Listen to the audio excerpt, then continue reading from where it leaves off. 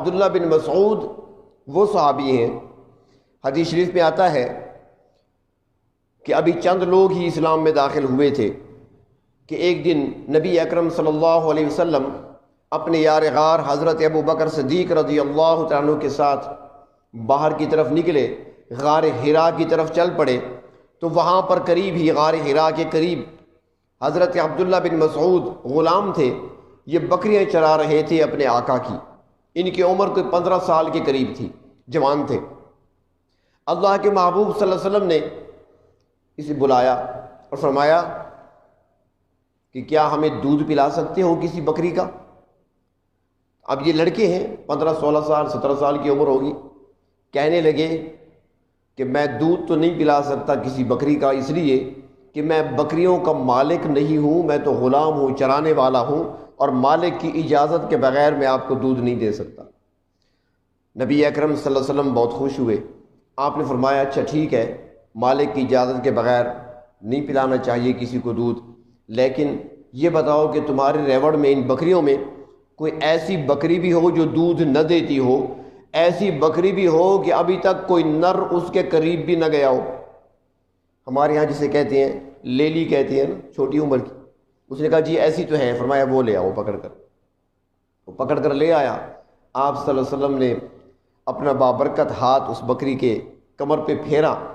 تو اس کے تھن بھی باہر کی طرف نکل آئے، دودھ سے بھر گئے۔ حضرت صدیق اکبر رضی اللہ تعالیٰ عنہ نے دودھ دوہا، دودھ نکالا، سب سے پہلے اللہ کے محبوب صلی اللہ علیہ وسلم کو دیا۔ آپ صلی اللہ علیہ وسلم نے نوش فرمایا سیر ہو کر۔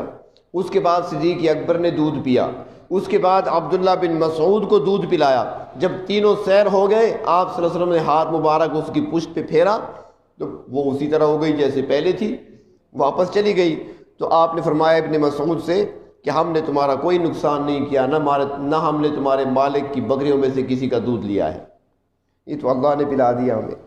تو اس موقع پر عبداللہ بن مسعود کو اللہ کے محبوب صلی اللہ علیہ وسلم نے دعا دی، اور آپ نے فرمایا کہ تم تو تعلیم دینے والے غلام ہو، دوسروں کو سکھانے والے غلام ہو، اور ساتھ آپ نے دعا بھی دی۔ اور اسی موقع پر عبداللہ بن مسعود نے کلمہ پڑھا اور اسلام میں داخل ہوئے۔ ابتدائی دور تھا، چند لوگ اسلام میں داخل ہوئے تھے، تو چونکہ غلام تھے بعد میں ان کو بڑی مشقتیں اٹھانی پڑی، تکلیفوں سے گزرنا پڑا، آزمائشوں سے گزرنا پڑا، لیکن دین حق پر ڈٹے رہے استقامت کے ساتھ، یہاں تک کہ ہجرت ہوئی تو انہوں نے پہلے حبشے کی طرف ہجرت کی، پھر مدینہ کی طرف ہجرت کی، اور اسلام لانے کے بعد اور خصوصاً مدینہ طیبہ ہجرت کر جانے کے بعد اللہ کے محبوب صلی اللہ علیہ وسلم کے بہت قریب رہتے تھے، ہر سفر میں، ہر جگہ، دن رات آپ کے قریب رہتے تھے، یہاں تک کہ اکثر لوگ سمجھتے تھے کہ یہ آپ کے خاندان کا فرد ہے، اتنے قریب تھے۔ حضرت ابو موسیٰ اشعری فرماتے ہیں کہ جب میں یمن سے آیا تھا تو کچھ عرصے تک میں تو یہ سمجھتا رہا کہ ابن مسعود اللہ کے رسول صلی اللہ علیہ وسلم کے گھر کے افراد میں سے ہیں، بعد میں پتہ چلا کہ نہیں، یہ آپ کے غلام تو ہیں، صحابی تو ہیں، خدمت گزار تو ہیں، لیکن آپ کے خاندان سے تعلق نہیں ہے، اتنا قریب تھے آپ کے۔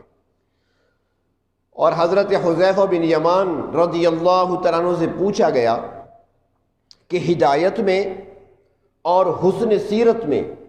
کون ایسا ہے جو اللہ کے نبی صلی اللہ علیہ وسلم کے زیادہ قریب ہو،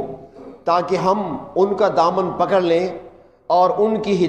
سے ہدایت بھی حاصل کریں، اور ان کے حسن سیرت کو دیکھ کر ہم بھی ان سے کچھ سیکھیں اور فیض حاصل کریں۔